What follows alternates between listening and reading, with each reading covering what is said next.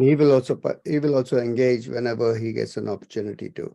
Okay, so the first thing is today's topic, I think is pretty topical. I don't know what people think about it. It'd be interesting to know what you think about it. But the topic is provocative. Why do we not listen? Or why do people not listen? How did we say it? Why we can't listen? Why we can't listen. That is the important thing. Why we can't listen. And really, if we get time, what can we do about it? So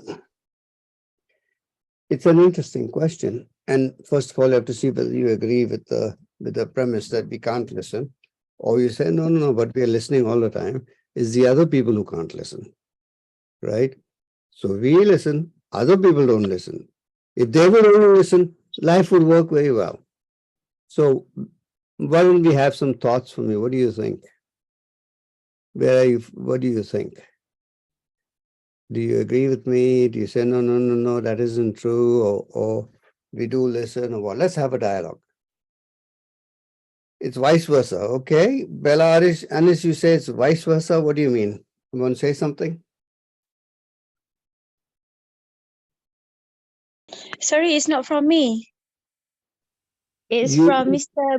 Brijender Bagar. Sorry, Yeah. I pronounced your name. D'Souza, this is I'm sorry for putting like sometimes words in we your don't mouth, listen Bella, people, Anis. and sometimes people don't listen us. Sorry. So it depends on the conditions and time.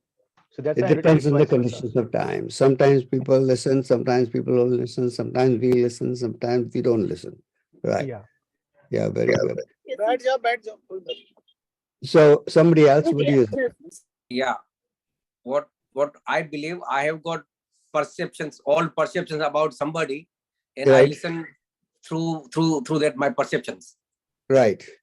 So you might not really be listening, right? Because you're listening to something that you think is there, but it may not be there. Some person who you think is there, but another person may be there. Right, Dharmeji? Yeah. I don't mean another identity, but you think this guy is. Vidya, would you mind putting your thing on mute? Yeah. In the background. Right. So, right. Very good. Very thoughtful. Very good perception. Somebody else, what do you think? Shall I share? Yeah, sure. All my life, I thought I'm a very good listener. But my children, especially my son, always says, Mama, you don't listen. Even Pankaj used to say, you don't listen. And I never thought I don't listen. But now I have started pondering, yes, maybe I don't really listen. That's very good. Very good. So, you might be having this complaint from the people in your life, right? Your wife, your husband, your partner, your children, saying, you don't listen, daddy, you don't listen, mommy. But you say, no, but I am listening. And then you repeat to them what they said, right? You repeated word for word. And they said, tell you, that's perfectly all right, but tape recorders don't listen. They record everything perfectly and they can repeat it back properly. But that doesn't mean that they're listening. So we don't listen. Really, if we tell the truth, we don't listen. And really, we don't listen because we can't listen. So the thing is, what is it that stops us from listening? Remember, what I'm going to do is not giving you a lecture. I'll be asking you a series of questions and we'll look at what comes up through those questions. So what stops us from listening? For those of you who say no, we don't stop listening, we're listening all the time. This is not a question for you. For those of you who know that you don't listen, what stops you from listening? Yes, Frankie, and then Shaila. Frankie, you go first. Yeah, I think just as you said that, what I realized is while I think I'm listening, I'm also then trying to find a solution. So my mind goes to trying to fix. So then I stop listening. I'm trying to fix it. Yeah, very good. So when we are listening, we're normally listening for what's the problem and how can I get them a solution, right? Yeah. And that is not really listening, right? Yeah, that's very good. Very insightful. Salam? Yeah. So there's just a small story around it. Listen the word is spelled S-I-L-E-N, sorry, L-I-S-T-E-N. There's another word, silent, which has the same alphabet. So my theory is, to listen, you have to be silent, not just with your mouth, with your brain too. Your brain has to be silent so that you can really listen and understand what the other person is saying. So to listen, you have to be silent. Okay, good, good. That's a very, very good thought. To listen, you have to be silent. If you're not silent, you won't hear anything. Sorry, go ahead. Vidya, go ahead. Your turn. Yeah, so first apologies. I'm actually in the hospital because my father is admitted here. So that's probably why you were hearing a lot of noise and I moved to another room. So yeah, I'll probably be on this for about 30-40 minutes. If there's any interruption that comes in, I might ease out from video and come back again. Not a problem. Joining with you. Not a problem. Thank you. Thank you for joining. And what's wrong with your father? He's 84 and he's been having repeat UTI. So this is the listening that he has to do to his body. So the doctor finally says if it's a UTI that's coming back every 2 months, means you're in for a prostate surgery. So there's a little bit of a pushback from my father. Right. So we're trying to sort that out, right? Because that generation doesn't believe there can be anything wrong with it. And he's never been in, that of course is not an opinion, right? and he's never been in a hospital for 84 years of his life. So Yeah, very, very good. Yeah, trying to get him convinced to go through a procedure. Right. Else I'll have to probably come back with him after a couple of weeks based on how he settles down. Right. And you were going to say something. Yeah, I think listening is a complex process. Right. Because I was a corporate professional for many years. Mm-hmm. Then an entrepreneur now. One of the most critical skills, I think, in this crossover that I have learned is listening and empathy. Right. The kind of decisions you make when you are an employee to the kind of decisions you make when you're an entrepreneur are so different. And I think the basic foundation of how the root of the process of decision-making changes is when you start listening to those surrounds that are around you. Right. And, I realized that listening is not the verbatim process. Listening is so complex in the sense that you have to consistently be able to demonstrate a view, an action, a habit that kind of resonates over a period of time to become a way of whatever you do. So I think it's very complex. And I think for me, it's still a learning journey.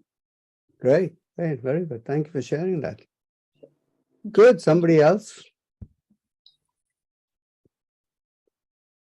What is listening? Why can we not listen? What gets in the way of our listening? That was the question. If you can see you're not listening, what gets in the way of your listening? Shalab, go ahead. Yeah, I mean, see, like we are preparing to answer. Yeah. When someone is saying, so what will be our response to that? So yes, that's the major cause of not listening. And yes, the other causes can be you're not present there. You're not really, you're physically there, but mentally you're thinking of something else. So the person in front of you thinks you're listening, but you're not really listening. Yeah, very good. Very good. And if you apply what you said, or you look at what you said, look through the lens of what you said, in a corporate environment, and this is for everybody, because what he said is quite valid. If you look at it from a corporate environment, what is the impact of that kind of listening? Listening for how can I fix it? How can I do something? What's the impact of that? Impact is misunderstanding. You have not clarified. You have not clarified whatever the speaker is saying, and you take your own notion. The speaker has a different notion. Both of you go ahead and do a particular work. Ultimately, when the work is up for review, you say, I meant this, I heard this, he said, no, I did not mean this. So we never clarified. So there was no proper listening. Very good. Very good. Very useful. Yes. Thank you, Shalab. What do you do, Shalab? I'll have you, Dharmeshji, in a moment. What do you do, Shalab? I'm a consultant in learning and development space. Okay. Very good. Okay, Dharmeshji. Yeah, why can't I listen? Because I have some expectations. They should fit in my, answer. Already answer should be. So I'm coming from, fixed way of listening. Yeah. So if I may say it the way I understand it, you are expecting a certain answer, or you think a certain answer is the right answer. But when you get the answer, you're comparing it in your mind with whatever you think is the right answer. And so that's going to be distracting. That you won't be listening to what people are saying, actually, especially if they don't agree, if you don't agree with them or it doesn't fit with your view. Right? Yeah. That makes you very good. Very good. Somebody else?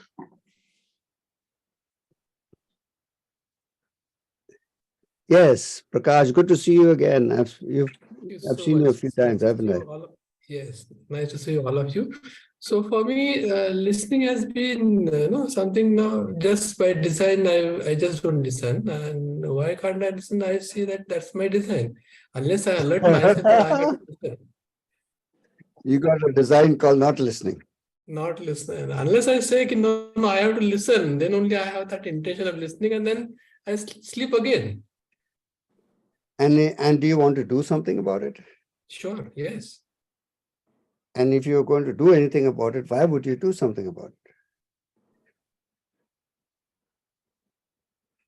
it? Come again. If you're going to do something to change that, right? Yes. What is the motivation? Why would you do something to change that? You have to understand them so very well.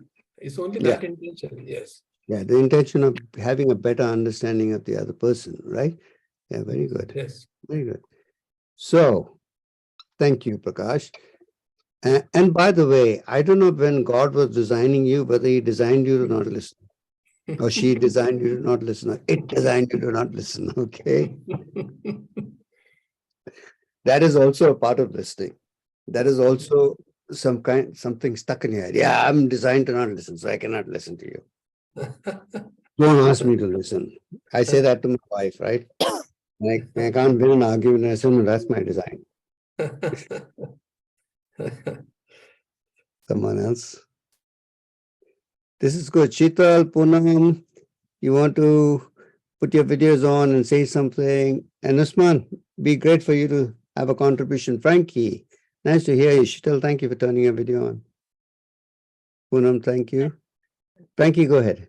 Yeah. So two things really struck me there. One, in the corporate environment, I just wonder sometimes when there's external pressures in terms of deadlines, a certain job that needs to get done. So we almost listen until like we get the answer that we need to go and do that work.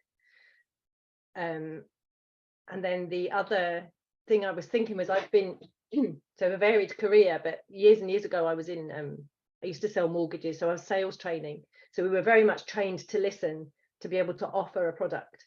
So similar to what's already been said, it was almost like we were waiting for that answer so that we could then come in with a the solution again. Like, okay, you said that, I can sell you this. Do you know? Yes. So you're kind of waiting for that. Yeah. Don't even start with that.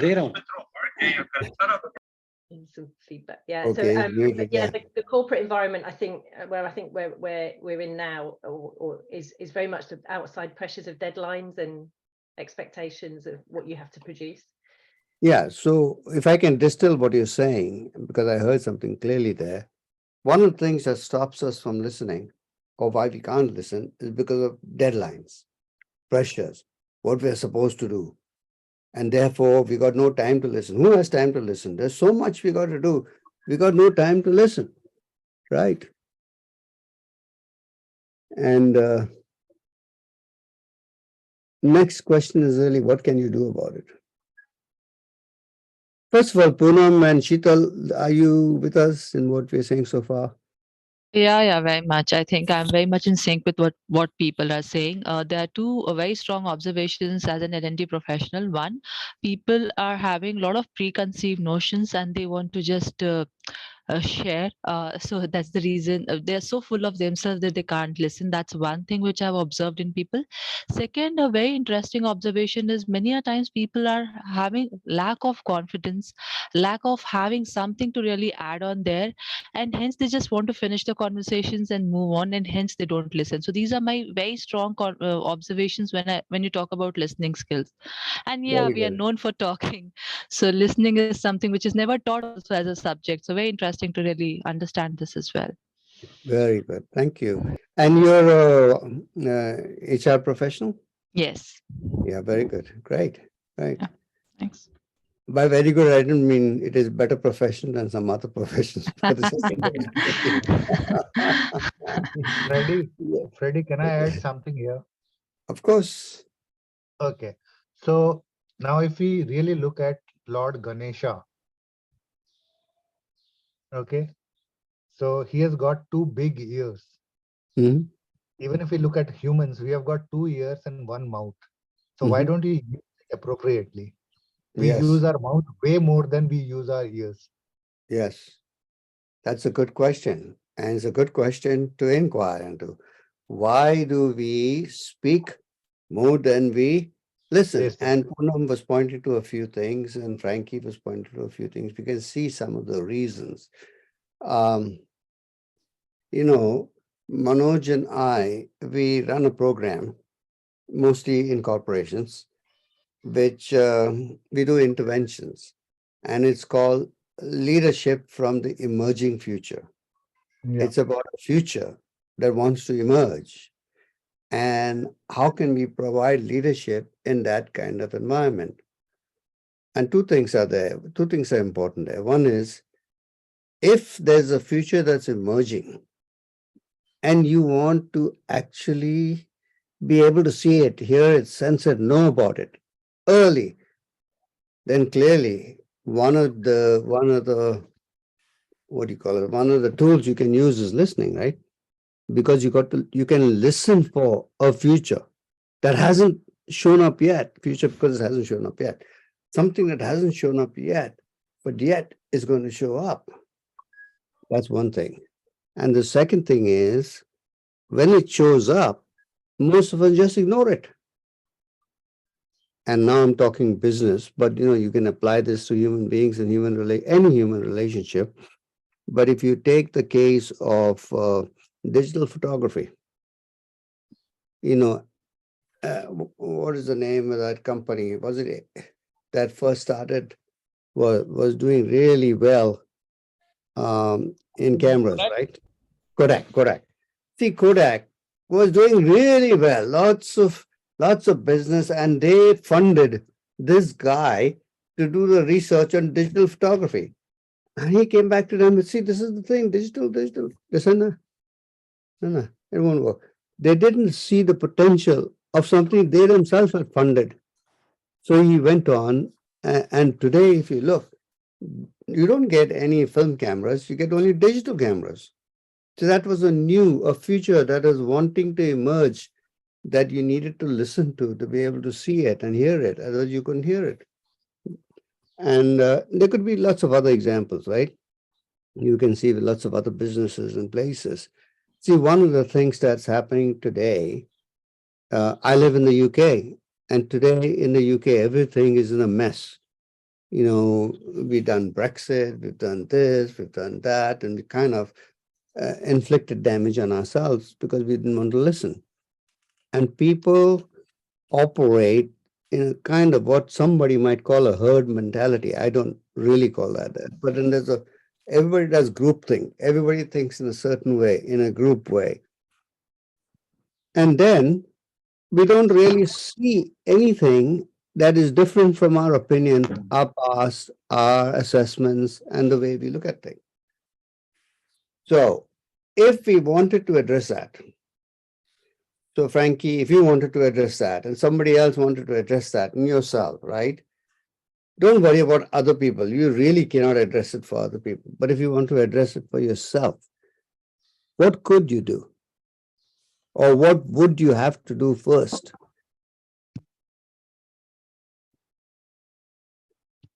And you can say, just say whatever you think. What would you have to do first?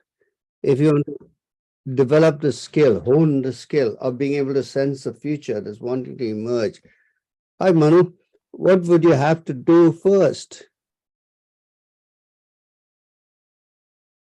I think I'm just, thinking here, there's something that Poonam said as well about the confidence. And I just wonder if it's about trusting yourself and your own instinct. So you're talking there about the herd mentality. It's very easy to go with the crowd and the group because you feel part of something, and there's all the psychological theories behind that. But I think there's something about when you're really listening and you're able to silence your mind, that for me, sometimes something hits you in your gut and you think that's it, but trusting to do that, because it's almost like not how we're taught to be, especially in a work environment. So I just wonder, it goes back to that instinctual, and Shalab talked there about 2 ears and one mouth, but we forget our eyes sometimes as well. We also have 2 eyes. So the silent listening, what are we seeing? So trusting that whole process is us as humans, that we are able to notice. Having faith in ourselves, right? Rather than having to rely on somebody else. In India, there's this famous thing called Advaita. Advaita is where there is no second person, there's only one. We are always referring to somebody outside, someone outside. So this lack of self-confidence is we compare ourselves with somebody outside, and we are not as good as that person. When the people who are truly following Advaita philosophy, they really got only one. There's only one. When the river comes down and is going along, where does it go? It goes into the sea. What does it become? There's a river. It's got all kinds of things, and it is afraid I'm going to disappear into the sea. But then what happens? Then it disappears into the sea. When it disappears into the sea, what does it become? It becomes the sea. That's the thing with us. As people, we hold ourselves as separate, and we look at other people separately. And if we can remove that separateness, then we become one. The oneness is available to us. So one of the aspects of being able to listen, and I know I kind of got off this just now. One of the things I think that we need to do to be able to listen is to recognize that we don't listen. Is to recognize, and because we don't listen, there is an impact. What is the impact of not listening?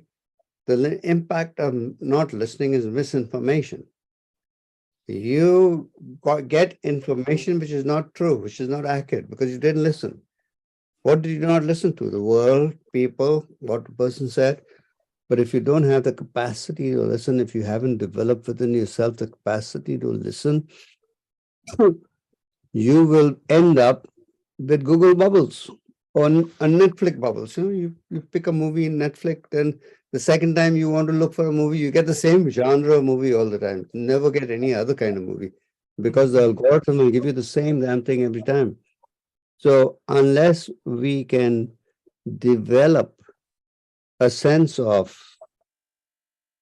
what we call in the work we do with people and in companies is what we got to develop an open mind.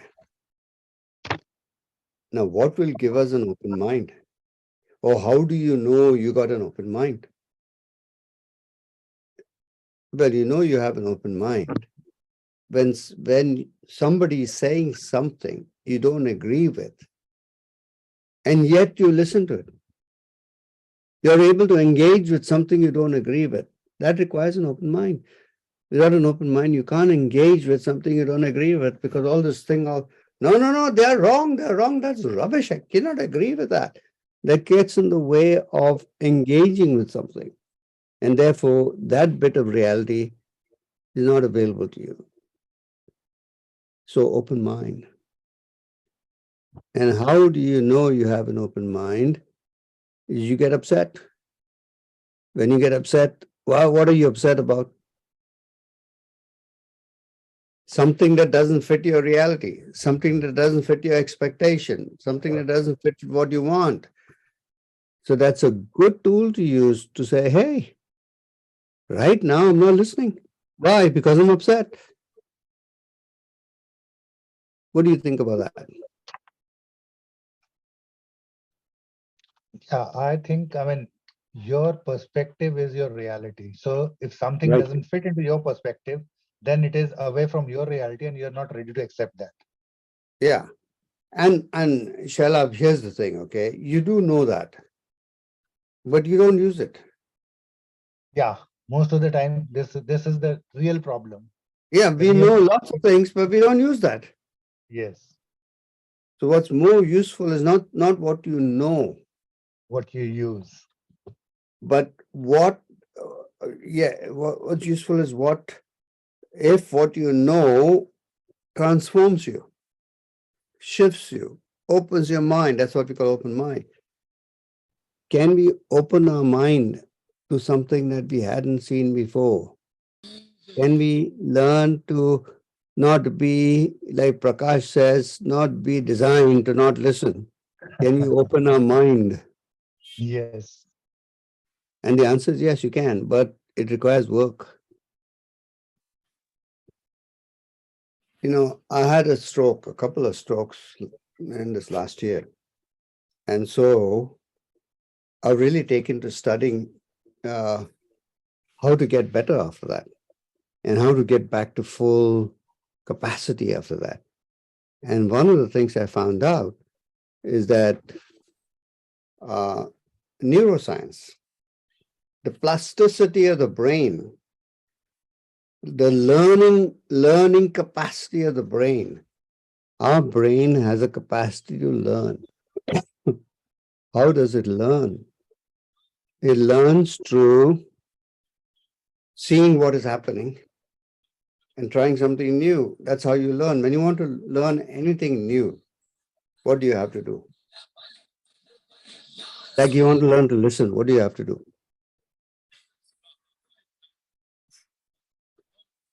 No, notice that when I ask you this question, no answers come. So basically, first you need to, maybe what my son does, and I appreciate his initiative. If he wants to learn something, he goes to YouTube, sees it, and then tries it. Maybe in a new way, because not necessarily every ingredient will be available to him. So he tries it, he wants to substitute something, and then comes up with an idea which can be new. So he's learned something new. Yeah, one of the things you have to do if you want to learn something new, I mean, that's a good thing, Shalabh. I got it. But there's one thing we have to do, which is practice. Yes. Whatever that new thing is, it will not become part of you until you practice and practice and practice and practice and It practice. becomes a way of life. Yeah. Yeah, until it becomes part of you. But we give up in the middle somewhere.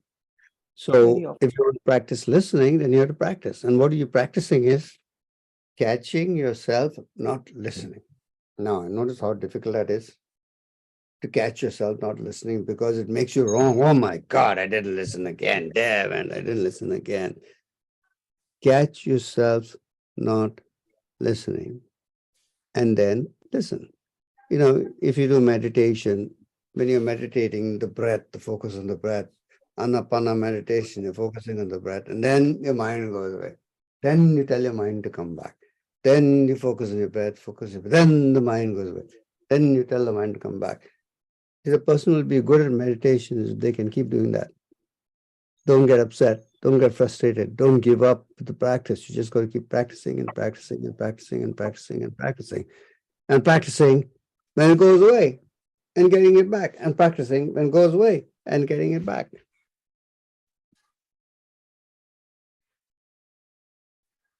True. What do you think? Usman, I am very interested in what you have to say. Can you tell us what you think of what we are saying? No, currently no thoughts are coming on this. Yeah, you're right that we listen less. There's a less tendency to listen, and yeah, I'm just listening your thoughts, and we'll say at the end. Yeah. Yeah, and I was suggesting that if you want to learn how to listen, you have to practice. That's You heard that part? Yeah. And what do you have to practice? practice of listening and speaking less and listening more. No, that'll not work. You have to practice. No, wait a minute, Ujjwal. I'm working with this now. You have to practice catching yourself, not listening. Okay. You have to practice catching yourself, not listening. See, Shalab knows so much, but he's not able to put whatever he's saying into practice because knowing it doesn't put it into practice. There are simple things you have to do, which are difficult, which you don't like to do, which you do it again and again and again and again and again. You have to practice, but you have to choose what to practice, right? That's true. Sure. So practice listening. Practice catching yourself not listening, which is what you're doing. We're not listening, but we don't catch ourselves not listening. Practice catching yourself not listening, but not beating yourself up because you didn't listen that time. Gently coming back to listening again, like in meditation. You went away, your mind went away. You gently bring your mind back and you start watching your breath again, then it goes away and you bring it back like that. So once we start acknowledging that or catching ourselves not listening, that is the beginning of starting to listen. And once you make it a practice, it becomes a habit. Yes. In fact, that is the only thing you can do. Yes. To listen is to catch yourself not listening. Because something happens in the moment when you catch yourself not listening. What happens? What happens when you catch yourself not listening? What happens in that moment? Yes, Frankie? You start to listen. You start to listen. In that moment for a little while, the mind is open. Then you listen. Then it closes again like that meditation thing. But when you catch yourself, in that moment you're listening. So the listening is in catching yourself not listening. That's counterintuitive because what we learn to do is how can we do something to listen? Actually, you can't do anything to listen. You can only catch yourself not listening. And in the catching yourself not listening, the possibility of listening opens up.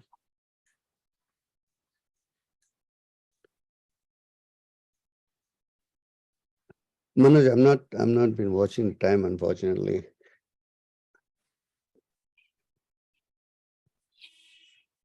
How much time have you spent so far?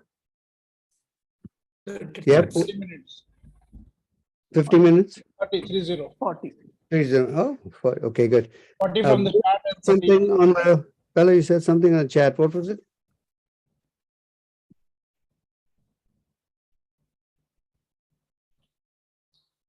Poor listening leads to assumptions and Yeah, misunderstanding. poor listening leads to assumptions and misunderstanding. Right. Right. But see, all this is knowledge. You know that poor listening leads to assumptions and misunderstanding. My question is, what are you going to do about it? Can you do anything about it? But you notice now, you know this, you'll go, and what are you going to do with it? How will it make a difference in your life? I told you one thing, this will make a difference in your life. If you make it a practice to catch yourself not listening, this will make an enormous difference in your life. And this is something you can do.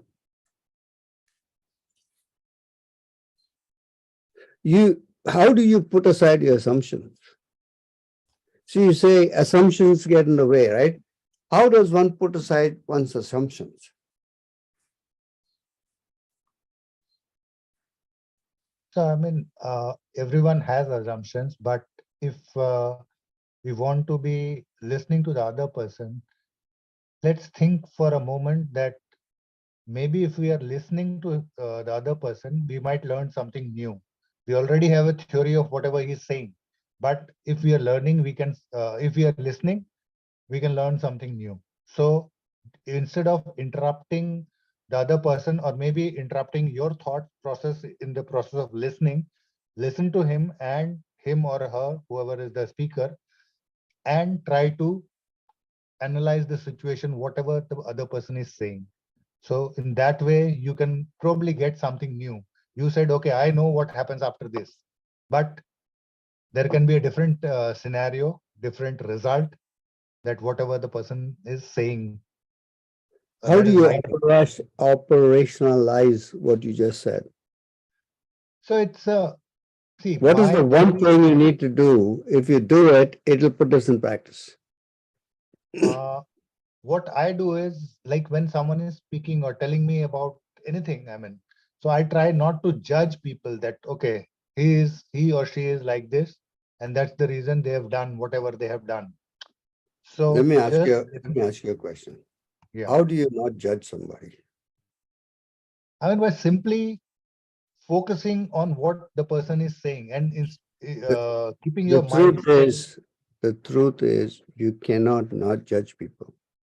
You say, I must not judge people. Then what's coming up? Judgment. Whatever you say you must not do is coming up all the time. That's the way your mind works. Yeah. So if you want to not judge people, then what do you have to do?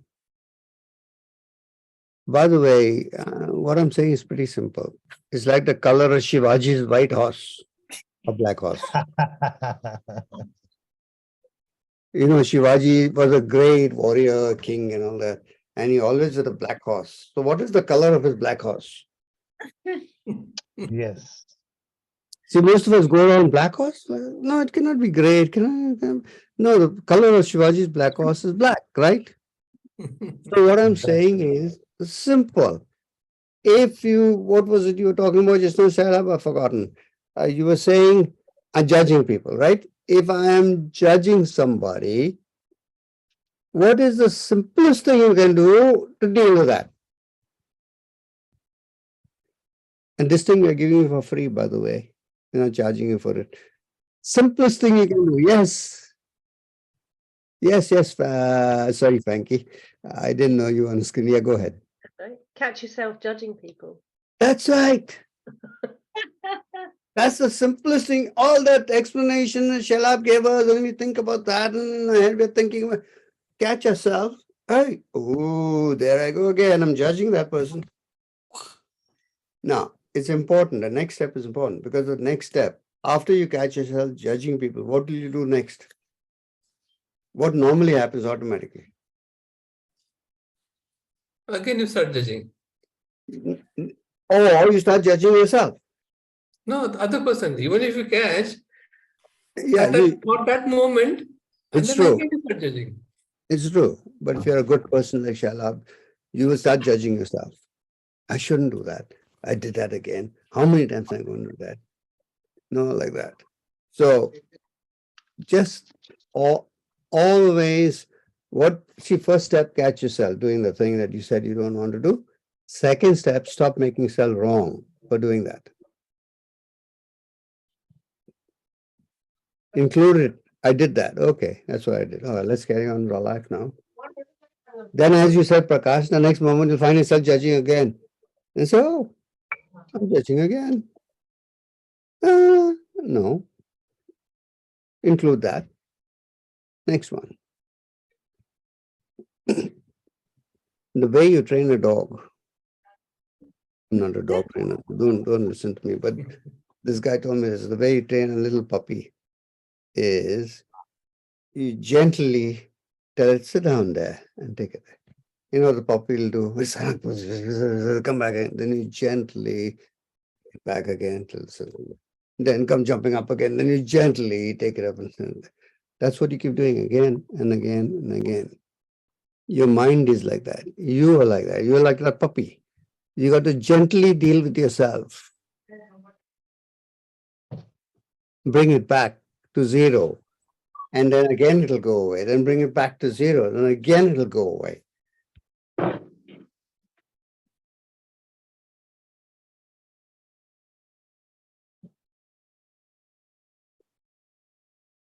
questions?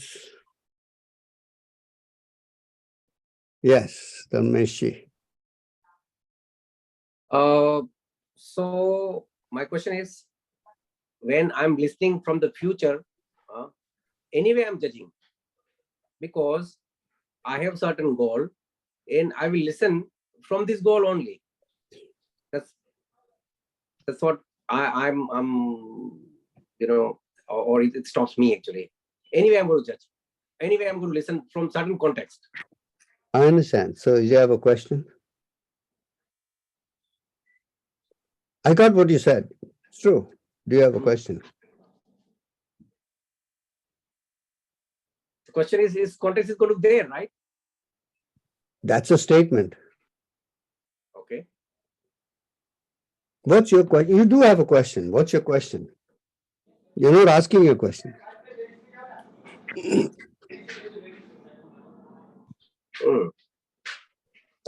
That's there. See, your question might be, how do I deal with this? What can I do about it? Okay. Right? This is what happens. What can I do? That could be a question. I don't know whether you got that question. Or you may not have that question because you are like Prakash and you said, this is the way I'm designing. So I got no question. I'm just going to follow my design. What's the case with you?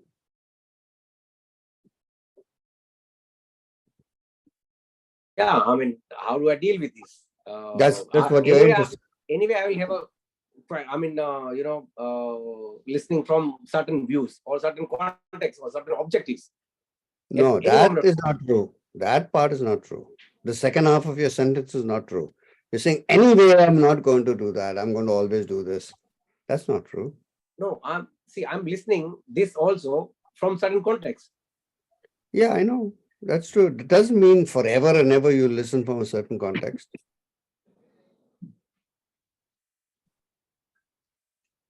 Okay.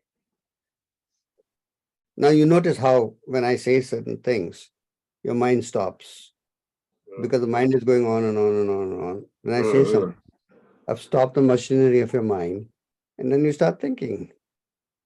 You're looking at it from a different perspective.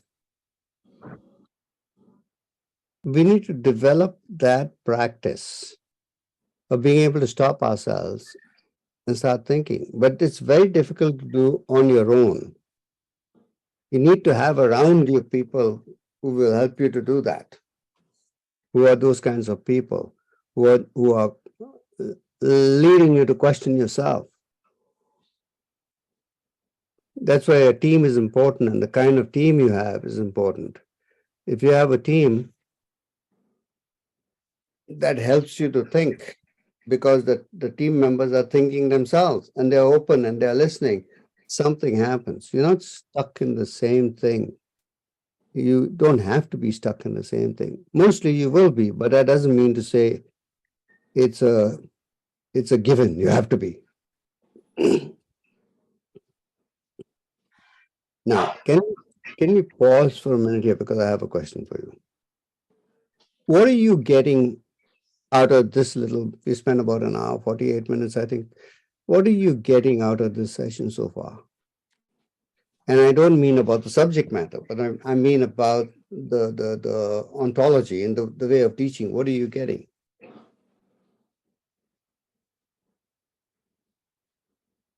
I mean, we are learning things which currently probably we are not practicing, and that is hampering us in achieving our full potential. Very good. Great. Dharmeshi, did you have a hand up? Do you have? No. Let's keep Dharmeshi. No? Okay. So, what are you getting? I need to add here. It's very interesting that it's like breathing. We are doing it, but we are becoming a little conscious about it. So it's all that we know, all that we have read a lot of books around it, but it's just that we don't know it still. So many a times people have told it. So that I think that reflection hat is on. Just to summarize, Very good. What is it that guy from MIT said about reflection, Manoj? Learning only happens when there is space for reflection. Yeah. How about that? Yes. Learning only happens. Especially he was addressing corporate learning, that there's so much jammed into it without actually space for reflection. Is what Frankie was talking about, right? No time. You got to meet targets. You have to do this and that, and meet next meeting, but there's no time for reflection. So that Here, my take is, now we talk so much about learning new things, but there is an equally important thing called unlearning. We need to clear the space for new things to come in. Yeah, very So good. that is also very, very important. Yeah.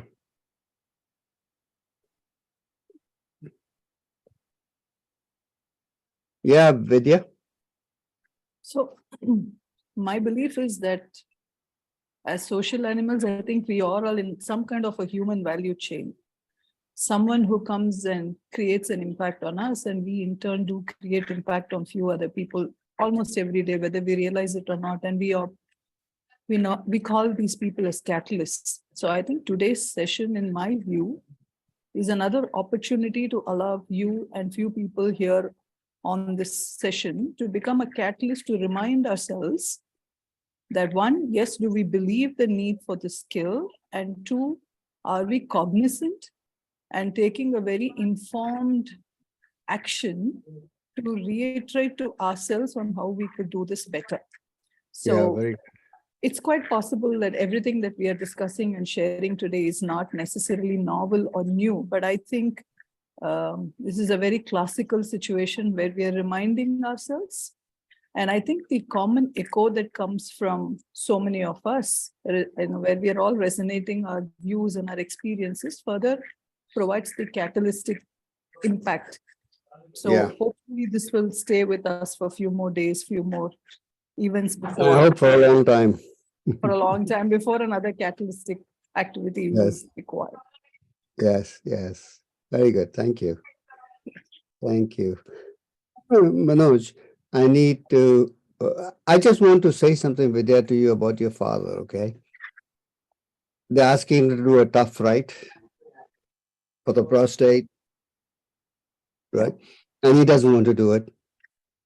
He doesn't believe there's anything wrong. I've got a prostate problem too. Okay. And I don't want to do it either. Okay. And the reason why I don't want to do it is because a few years down the line, you'll have to do it again. First of all, it's a big problem. You have to wear a catheter and this and that and all the rest of it, right? But a few years down the line, you have to do it again. And the doctors will tell you, everything's all right, it's okay. But they never really can tell you the full extent of what it takes to deal with it. Now, I don't know what your doctor's saying and all that. My doctor gave me some pills. That really, one is to shrink the prostate a little bit. And the second one is to relax the flow, the muscles around there. And that's made a huge difference. Now, maybe after a while you'll have to do something else, but it's not like you have to do what the doctor's telling you to do. True. Give him some space, some room to work his way through and get an understanding of what is the difficulty or what is the image he has in his mind that is causing him concern and he doesn't want to deal with that. And see if you can recreate that, really understand it without doing anything about it. It'll give him a lot of relief. In the end, he might decide to do the operation. In the end, he might convince the doctor to do something else. He might, whatever. But it's more compassion, having some compassion for the other, seeing what they're going through and supporting them as they go through that. Absolutely. In fact, the only thing that I am also exploring along with him is that if he would like an alternate medicine approach, I am a big believer of Ayurveda, and I have myself been a recipient of that treatment for my slip disc, which I managed to do without a surgery, and most hospitals recommended a surgery. This was almost 12 years ago. So I have reached out to the same group that treated me, and they've seen his reports. They're very confident of being able to help him without a surgery. But it's a developing story as far as I'm concerned, because I just want him to be comfortable before he gets home. Yeah, and I think you need to really give him the space to work things out. Agreed. I vote. Thank you. He's got to do his own thing. It's got to be something he decides. True. One of the things he's doing is pushing back. He doesn't want somebody else to decide what he should do. Even the non-intervention thing, he doesn't want somebody to push it on him. He's going to explore. My job is to introduce him to the various possibilities and allow him to see what is this that he would like to do. And he can always change his mind. That's what even this doctor was told him. You go the Ayurveda route, it doesn't work. You come back here. We are here for you. That's an option that he has, but he has to make up his mind. Yeah. You're right. Great. Very good. Vidya, thank you. Thank you for being so open and sharing that.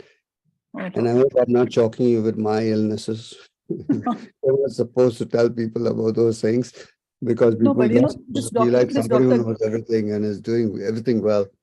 Sorry, this doctor actually shared a statistic with me, and he said this is becoming such a commonplace. And he says to the extent that when you're 50% of men have this. When you're 60% of men you have it. And he said if somebody hits 100 years, you're rest assured the guy has a prostate problem. You may realize or not realize is a different thing because it just depends on how much your body can take.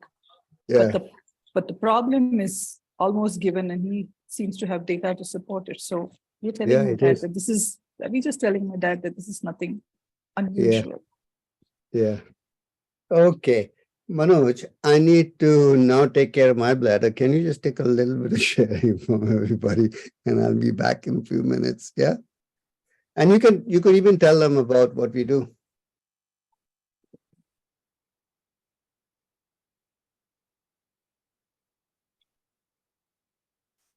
Yeah, Sumit, welcome. And somebody else from, so using the iPhone, you joined in. If you can put your name, that would be great. Everybody, can you come back on video, please? Sheetal, Shala, Poonam, Vidya, Prakash. Great. Thank you very much. So whatever we have been discussing so far, do you have any questions?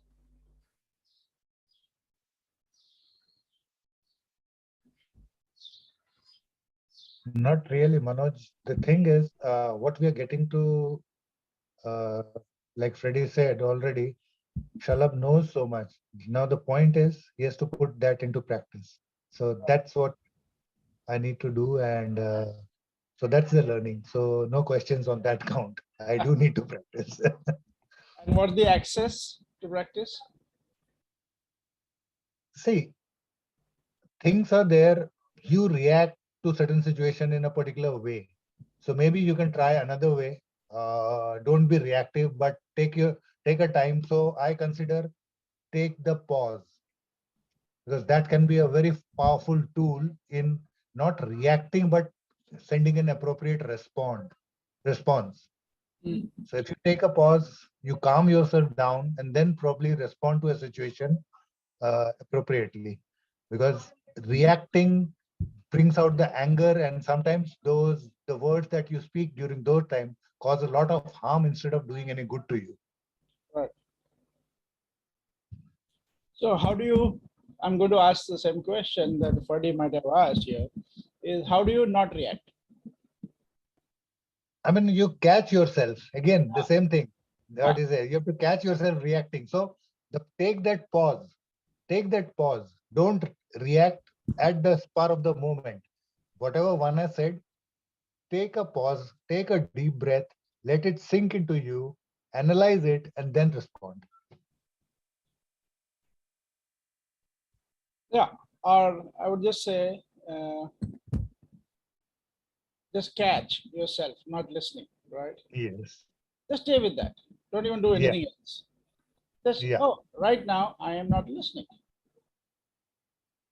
Okay. Right now I'm not listening. Right now I'm not listening.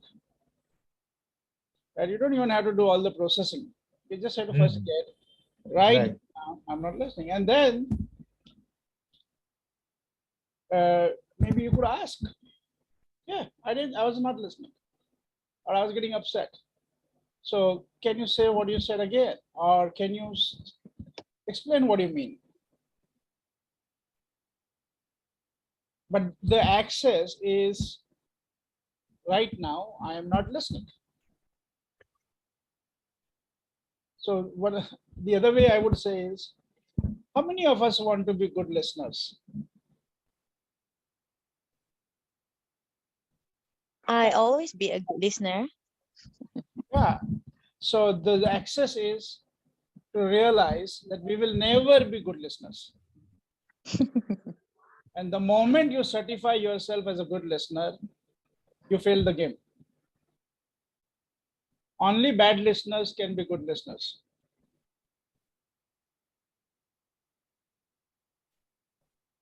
Okay. That's the A paradox. contrarian view. Right. Yeah. Anybody who says I'm a good listener is not listening.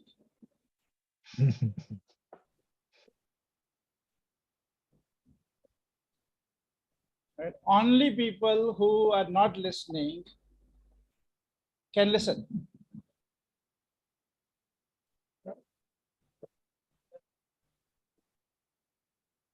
So the choice is, you want to stay with I am a good listener, or I am listening, or I'm not listening.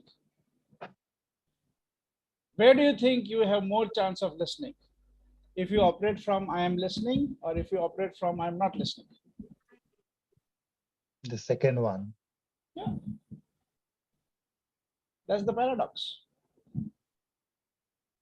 And it will take just a little bit over 100 years of practice. And then you realize that you will never listen. So I've crossed half of that. So I've got still 50 years left. Then you realize that, yeah, the only moment when you're listening is when you're not catching that you're not listening. And only for that moment. So the biggest trap is, oh, now I have become better listener. Oh, now I have improved myself in listening. No. It's like you brush your teeth every day, couple of times a day, if you want to be more careful. So you got to catch yourself a couple of times a day, at least. I am not listening. Nothing wrong with it. It's just, I'm not listening. When you understand somebody, that's a good indicator that you're not listening. When you don't understand somebody, that's a good indicator that you're not listening. When you have this thought called, oh, that other person is not listening to me, that is a very, very good indicator that you're not listening. And as Ferdi said, when you're getting triggered or upset, that's a good indicator that you're not listening. When you think, oh, the other person has fully understood and this conversation has gone on very well, that's a good time to question, am I really listening?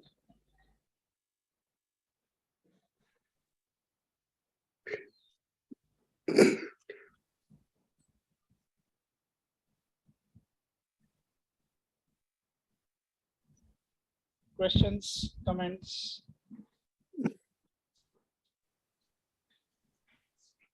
It looks hopeless, doesn't it? It Sorry? looks hopeless, doesn't it? But the truth is, you'll find a lot of peace. When you recognize you're not listening and you're not fighting with that, but you're like, hey, I'm not listening, you'll find a lot of peace, a lot of quiet, a lot of opportunity to hear things that you haven't heard before. So this isn't about feeling hopeless. This isn't about, it's just about dealing with the reality of something, but dealing with the reality of it like, hey, this is the way I am. Interesting. I don't have to change.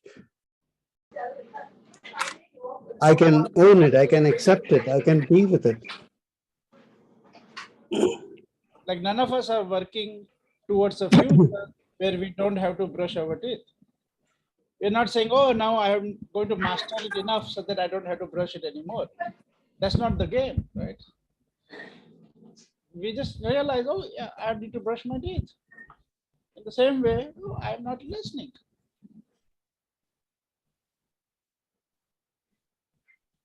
There's nothing to change about it. Dharmesh, you had a question? Yeah. Go ahead. So, but it's the same thing. now I will make my another goal. Okay, I'm saying ki I want to 2x my sales. So that's my new future, and I will be listening from this perspective. Sometimes any good thing also I may miss. Okay, and sometimes I will say, this is not in my 2x goal. Actually, I will not listen to this, so I may avoid this. Yeah. Your 2x goal is destroying the life, Dharmeshi. Your 2x goal is destroying your life. You have no life except 2x goal. And if you are getting to 2x, you're happy. If you're not getting to 2x, you're unhappy. But you're not really happy. It's the 2x, I'm getting close to 2x that's making you happy. I don't know. What do you want in life? 2x or you want happiness? Which one do you want? Both. If you're asking me, I want both. What if you can't get both? What if you have to give up one to get the other? You should have asked me. You should have asked me which one you want, actually, happiness or 2x. Okay, which one you want? Happiness or 2x? Then it's happiness. Finally, 2x leads to happiness. So it No, it doesn't. That's such rubbish. 2x doesn't lead to happiness. Ask all the people who are rich and have got ulcers and this and that, all the people who have gotten into trouble, ended up in jail, got into trouble with the government because their 2x is becoming bigger and bigger all the time. Come on. It doesn't lead to any happiness. So happiness is more important. Yeah, happiness. What I want is happiness. Yeah, at least peace, right? Yeah. And you definitely want to have some money and some this and that. You want those things, but you don't 2x. Yes. Even happiness, you can't get a lot of it. Because in order to have happiness, what must you have?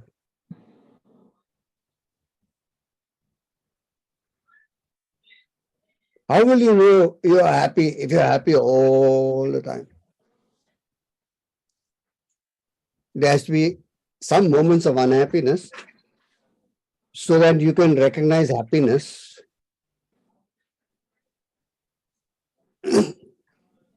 So all these goals of happiness, 2x, this, that. Listen, this is the way you are. You don't listen, you're a non-listener. Settle down to that. Get relaxed about it. And start to notice you haven't been listening to your father, and now you're going to start listening to your father and see what happens. And you haven't listened to your wife or your husband, and you could maybe start listening to them. And how you do that is by recognizing how you've not started listening to them, how you've not been listening to them. Life is simple. You don't have to complicate it. It will be what it will be. You will get what you get, and you won't get what you don't get. No matter how hard you try to get something, you don't get. People think, no, if I try hard enough, I'll get it. No. You will get what you get, and you won't get what you don't get. Then the question becomes, what do I want to do now? That is fulfilling for me, that is satisfying for me, that I like to do now.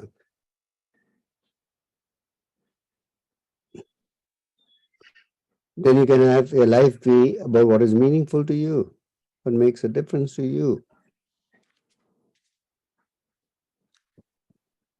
And if having a lot of money is meaningful to you, then you should have a lot of money. But I'm just saying what's meaningful to you, really meaningful to you, that fulfills your whole being. Anyway, I haven't changed the subject a little bit, okay? And Manoj, I'd like you to tell them a little bit of the work we are doing and what we're working on.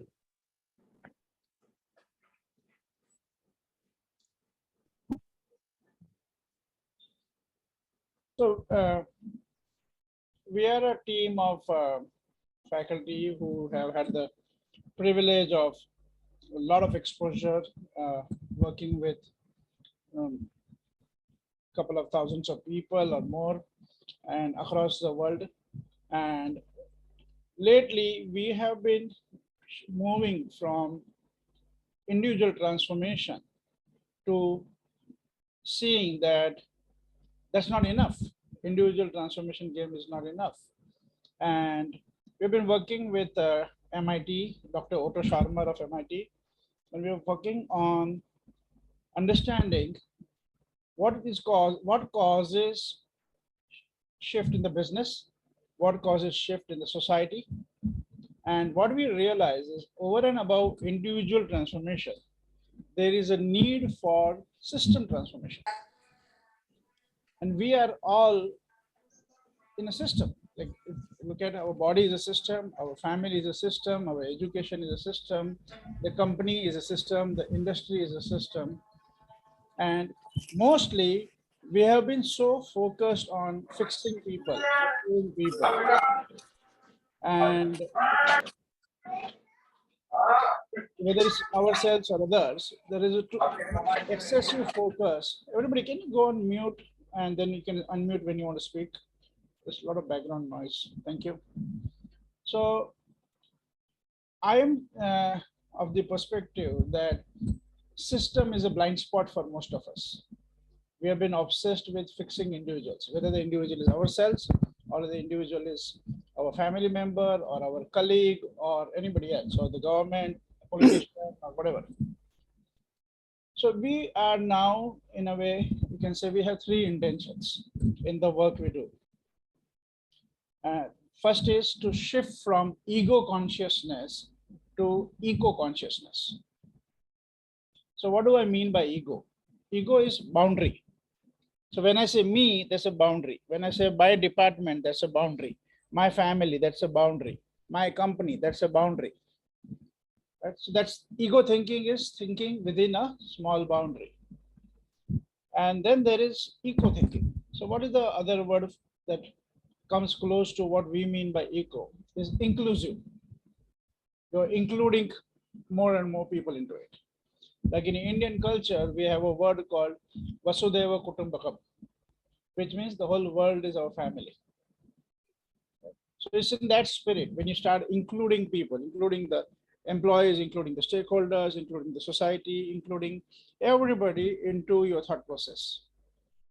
Right? Normally, when we are in the ego thinking, we are looking at, oh, benefit of some people, me and my some people, and everybody else, God will take care of them.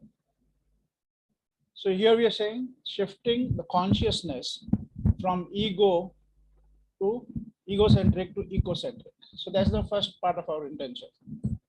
Second part of our intention is to shift the focus from individual centric to system centric, such that people can see the systems that are at play, that are causing the current reality. So whatever is the current reality, whether it's in your house or in your company or in the society, there is a system and the system is playing a role there. And we want to help people see the system, identify the system. And the third intention is through awareness-based collective action, transform the system so that it can take care of all the stakeholders and produce equitable results for all. In a system, what happens is, what is a system? System is, there are people and then there is interrelationship. Now, most of the systems, there are stakeholders, right? So again, let me say what is a stakeholder. So stakeholder is somebody who either impacts the system or gets impacted by the system. So if you look at a company, for example, the employee impacts the system and gets impacted by the system, right? But the employee's family members also get impacted by the system. But mostly they are not visible, they are not heard. Like that, there are many stakeholders who are not visible and who are not heard. Like I was talking to some educationists, and they were talking about some transformation they're trying to bring in the education. And I asked them, okay, how many students did you interview? The topic had to be changed because they had no answer to that. Right. So many a times there are stakeholders who are not included, but they're affected by the situation. Right? So what we are saying is the systems need to get redesigned with involvement of all stakeholders, multiple stakeholders, so that it creates equitable results for all. So these are our three intentions, and we are working with corporates, we are working with NGOs, we are working with individuals in different formats through offline workshops, online workshops, consulting, long-term interventions, and recently we even have created a foundation. And it's interesting that this foundation is going to be run by alumni of our courses. So we are not in the foundation. Ferdi and myself and a couple of our faculty members, we are appointed as resource people in the foundation. But the foundation will be run by the team of alumni who have found the power of this theory U, and they are aligned to have the social impact happen, maximum possible social impact through this theory U. So we are working through this foundation now, and also we've been working with universities, education, corporates, and the game is to transform, as I said, from ego to eco and from individual to system, and then alter the systems to take care of the stakeholders. So that's the big picture of where we are coming from, where we are thinking from. Okay. So if you have any questions, comments about it, most welcome.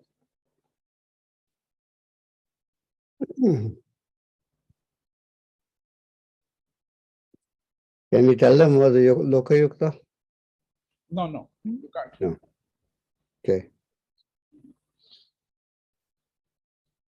We are working with some government organizations, and we are also working with some very big non-government organizations, but it's too premature right now. Maybe next month or the month after that, we will share more details about that. Manoj, what was the third intentions? Through awareness-based collective action, transform the systems so that the system can take care of all the stakeholders and create equitable results for all.